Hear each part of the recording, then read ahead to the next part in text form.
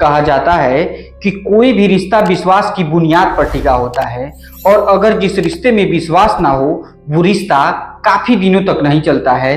बहुत जल्दी ही वो घर ताश की पत्तों की तरह ढह जाता है। और अगर बात हो पति पत्नी के बीच के रिश्ते की और उसमें विश्वास की कमी आ जाए तो क्या हो सकता है, ये ना बताने वाली बात है और ना ही कहने वाली बात है, क्योंकि ये विश्वास के डोर से ही बना एक वो रिश्ता है जो सिर्फ और सिर्फ विश्वास के ऊपर ही टिकता है।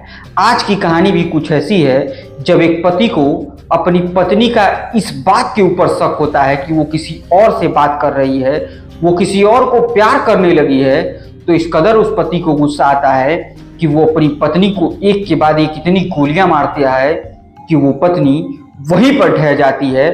और इतने से ही जब उस पति का दिल नहीं भरता है, उसके लाश के साथ जो वो दुर्व्यवहार करता है, शायद आपने आज तक क्राइम स्टोरी के पूरे इतिहास में नहीं सुना होगा कि कोई अपनी पत्नी के साथ कुछ इस तरीके की घटना कर सकता है जो सोच से भी परे हो सकता है। और आप ये पूरी कहानी सुनने के बाद आप खुद डिसाइड करिएगा कि पति सही था या पत्नी गलत थी, कौन गलत था और कौन सही था। कमेंट में आप जरूर बताना, इसको मत भूलिएगा। नमस्कार दोस्तों, मेरा नाम आर्यन मिश्रा है और जुर्म के वर्चस्व के सीरीज में आज की कहानी कुछ ऐसी होगी जिसे सुनने के बाद आपकी रूह कांप जाएगी। और अगर आप चैनल पर नए हैं तो कृपया चैनल को सब्सक्राइब, वीडियो को लाइक और शेयर करना बिल्कुल मत भूलिएगा। कहानी शुरू होती है दिल्ली के एक हाई प्रोफाइल घर से, जहां एक कांग्रेस के नेता हुआ करते थे सुशील कुमार शर्मा, और कांग्रेस में ही एक और नेता हुआ करती थी नैना साहनी। नैना साहनी और सुशील कुमार एक दूसरे से नजरें मिलाते हैं और नजरें मिलाते ही दोनों को कुछ इस कदर प्यार हो जाता है कि जिसे शब्दों में बयां करना बड़ा मुश्किल होता है। पहले तो दोनों एक दूसरे के करीब आते हैं, एक अच्छे दोस्त बनते हैं और देखते ही देखते ये दोस्ती प्यार में बदल जाती है और प्यार के बाद ये दोनों एक दूसरे से शादी कर लेते हैं। शादी करने के बाद दोनों की जिंदगी बेहद खुशहाल चल रही होती है, किसी चीज की कोई कमी नहीं होती है। दोनों अपने जीवन के आनंद को एंजॉय करते रहते हैं। लेकिन धीरे धीरे इन दोनों की जिंदगी में कुछ ऐसा होने वाला था जिसकी कल्पना ना सुशील कुमार ने की थी और ना ही नैना साहनी ने की थी। ये रिश्ता इतना अच्छा चलता है, कोई सोच भी नहीं सकता था कि इन दोनों के बीच किसी तीसरे की एंट्री होगी, लेकिन वो हो चुकी थी और नैना दिन प्रतिदिन किसी और के साथ बात करना शुरू कर देती हैं। उनके पति सुशील कुमार शर्मा इस चीज को नोट तो करते हैं, लेकिन वो कभी समझ नहीं पाते कि नैना मेरे अलावा किसी और से भी प्यार करती है। वो इस बात का सिर्फ और सिर्फ अंदाजा लगाते हैं, लेकिन क्लियर नहीं हो पाते हैं कि ऐसा है या नहीं है।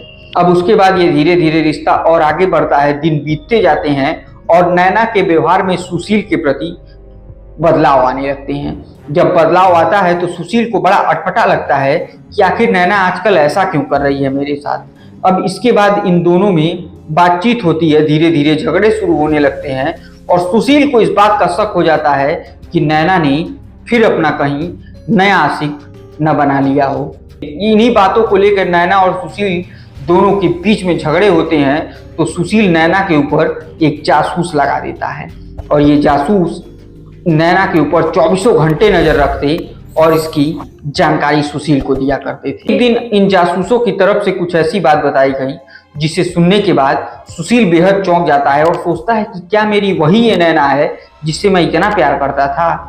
और ये सब बात सुशील के दिमाग में घूमती रहती है कि तभी सुशील जो है अचानक से घर पर आ जाता है। वो दबे पांव घर के अंदर जाता है तो नैना के कमरे की तरफ बढ़कर सुनने की कोशिश करता है तो नैना किसी से हंस हंस के फोन पर बात कर रही होती है। अब नैना को फोन पर बात करते हुए देख लेता है सुशील और उन आवाजों को सुनने की कोशिश करता है कि नैना उस व्यक्ति से क्या कह रही है, लेकिन कमरे के बाहर से कमरे के अंदर की आवाज नहीं आती है।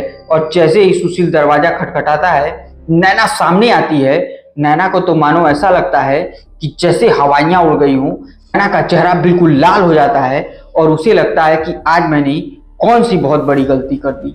ये सब देखने के बाद सुशील समझ गया होता है और वो पूछता है कि तुम किससे बात कर रही थी। इस पर नैना कहती है कि मैं किसी से नहीं बात कर रही थी। सुशील कहता है बता दो नहीं तो बहुत बुरा हो जाएगा। अब इन दोनों के बीच में देखते ही देखते वाद विवाद बढ़ जाता है। इस पर नैना कहती है मेरी लाइफ है, मैं जो मर्जी वो करूं, आपसे क्या मतलब है। अब इतना सुनना ही था कि सुशील का गुस्सा 7वें आसमान पर चला जाता है और वो तुरंत दौड़ कर जाता है, अलमारी से अपनी पिस्टल निकालता है और पिस्टल निकालने के बाद नैना के सिर में एक के बाद एक गोलियां मार देता है। और जैसे ही ये गोलियां लगती हैं नैना वहीं मौके पर गिर जाती है और तुरंत उसकी मौत हो जाती है। अब नैना की मौत होने के बाद सुशील आराम से बाहर आता है, इस बात की तस्दीक करता है कि कहीं किसी ने गोलियों की आवाज़ तो नहीं सुनी, कहीं किसी को पता तो नहीं चल गया कि मैंने गोली मार दी अपनी पत्नी को। लेकिन जब ये सब पूरी तसल्ली कर लेता है तो आराम से वो अंदर जाता है, नैना की लाश को पैक करता है, उस जगह को पूरे अच्छे तरीके से साफ करता है और उसके बाद अपने एक दोस्त को फ़ोन मिलाता है और उसे अपनी घर पर बुलाता है।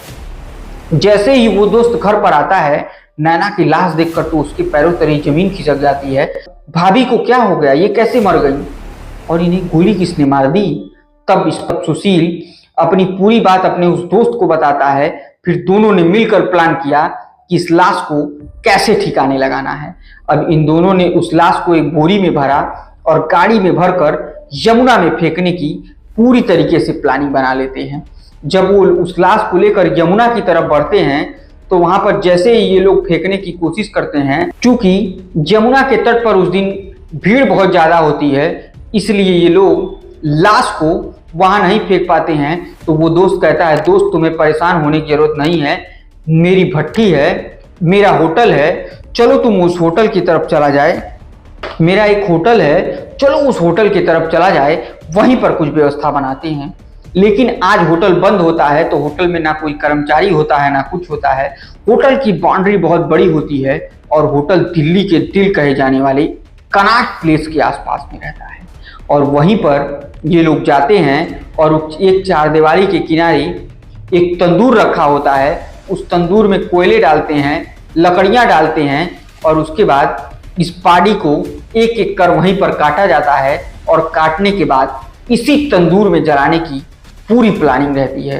अब जैसे ही आग जल उठती है धीरे धीरे आग की आंचें तेज होती हैं और एक एक कर उन लाशों की टुकड़ों को उसी तंदूर में डाला जाता है।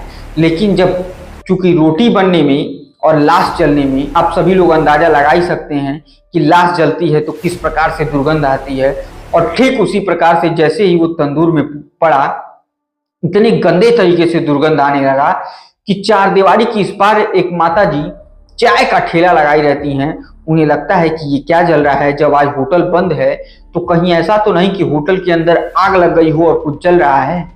वहीं पास के थोड़ी दूर पर पुलिस की गाड़ी गश्ती पर चल रही होती है। वो चाय वाली माता जी दौड़ के जाती हैं, उस गश्ती को हाथ देती हैं और कहती हैं कि शायद होटल में आग लग गया है, कुछ बहुत गंदे तरीके से महक रहा है। अब पुलिस ये बात सुनते ही होटल के अंदर जाने लगती है और जैसे ही ये लोग पुलिस की गाड़ी होटल के अंदर आते देखते हैं उस लाश को वहीं छोड़कर ये लोग बाहर भाग जाते हैं। ये लोग समझ जाते हैं कि लगता है किसी ने हमारी इस लाश वाले कांड की पुलिस को जानकारी दे दी है। जब पुलिस धीरे धीरे नजदीक जाती है और उस तंदूर की तरफ देखती है और तो देखती है कि एक महिला के टुकड़े टुकड़े किए हुए हैं, उसका सर अलग रखा हुआ है, उसी के लाश के टुकड़े को इस तंदूर में जलाया जा रहा है। ये देखने के बाद तो मानो पुलिस के पैरों तले भी जमीन खिसक जाती है और वो सोचने पर मजबूर हो जाते हैं पुलिस वाले थे और क्यों इस लाश को इस तरीके से इतने बुरी तरीके से जलाते हैं और किसकी है ये लाश। तमाम पूछताछ करने के बाद होटल के मालिक को गिरफ्तार किया जाता है। बार बार पूछताछ करने के बाद वो बताता है, लेकिन इस लाश की शिनाख्त के लिए कोई बताने के लिए तैयार नहीं था। वो ये भी नहीं बता पाता है कि किसकी लाश है, क्यों इस तंदूर में डाली जा रही थी, इसकी कोई जानकारी पुलिस को नहीं लग पाती है। तब उस महिला के कुछ डिटेल निकाले जाते हैं तो नैना को जिससे अब प्यार हुआ होता है उसका नाम मकबूल होता है और मकबूल को जब बुलाया जाता है तो वो जैसे ही नैना के बालों को और नैना की नाक और चेहरे को देखता है वो तुरंत कह देता है कि साहब ये हत्या सुशील ने ही किया है, क्योंकि ये मेरी नैना की ही लाश है। अब ये देखने के बाद पुलिस चौंक जाती है, प्रशासन को पूरे हाई अलर्ट पर कर दिया जाता है और जल्द से जल्द इस अपराधी सुशील को ढूंढने की कोशिश की जाने लगती है। और जैसे ही सुशील मिलता है तुरंत, और सुशील समझ चुका होता है कि अब उसे गिरफ्तार तो होना ही है, और वो बेंगलोर में आत्मसमर्पण करता है। उसके बाद पुलिस लाती है, उससे पूछताछ करती है। पूछताछ के दौरान ये अपनी सारी बात बताता है और ये बताता है कि मैंने नैना से शादी की थी, अभी मुझे धोखा दे रही थी, इस बात का मुझे गुस्सा लगा और मैंने उसे गोली मार दी। और ये सब सुनने के बाद पुलिस उसे जेल कब भेज देती है। उसको निचली कोर्ट से लेकर हाई कोर्ट तक फांसी की सजा दे दी जाती है, लेकिन सुप्रीम कोर्ट उसे उम्र कैद की सजा देती है। इस केस के 17-18 सालों के बाद जब जमानत पर सुशील शर्मा बाहर आते हैं तो एक मीडिया पत्रकार उनसे पूछते हैं कि आप इतने दिन तक जेल में रहे, आपको कैसा लगा? तो वो कहता है, इतने दिन तक जेल में रहने के बाद मुझे ऐसा लग रहा है कि मैंने अपने जीवन की सबसे बड़ी गलती की, अपनी पत्नी को गोली मार के। बल्कि उसे उसके प्रेमी के साथ छोड़ दिया होता तो शायद आज मेरी भी जिंदगी बच गई होती और वो भी जिंदा रहती और मुझे मेरे जीवन पर इतना बड़ा कलंक कभी नहीं लगता। और ये सब सुनने के बाद वो पत्रकार साहब वहीं नहीं रुकते हैं, एक और सवाल दाग देते हैं और पूछते हैं कि आपने अपनी पत्नी के कितने टुकड़े किए थे? ये सुनने के बाद सुशील शर्मा वहीं निशब्द हो जाते हैं और वो पत्रकार से कुछ नहीं कहते हैं, अपनी आंखें झुकाते हैं और चुपचाप वहां से चले जाते हैं। तो दोस्तों, गुस्से में लिया गया फैसला और विश्वास, इन दोनों की वजह से नैना का मर्डर हुआ और पूरे भारत में इस कांड की जो चर्चा रही वो सिर्फ इस बात की रही कि दिल्ली का तंदूर कांड इतना बड़ा कांड बन गया, इसकी दुहाई लोग आज भी देते हैं। तो इसी के साथ दोस्तों, जुर्म के वर्चस्व की कहानी को आज यहीं पर समाप्त करते हैं। उम्मीद करते हैं हमारी ये कहानी आपको बहुत पसंद आई होगी। पसंद आई तो वीडियो को लाइक, चैनल को सब्सक्राइब और वीडियो को ज़्यादा से ज़्यादा शेयर करिए, ताकि विश्वास हमेशा बना रहे और आप अपने जीवन में कोई भी अपराध करने से पहले 100 बार जरूर सोचिएगा कि उसका परिणाम आपके जीवन में क्या पड़ने वाला है। तब तक के लिए मुझे दीजिए इजाज़त। जय हिंद, जय भारत।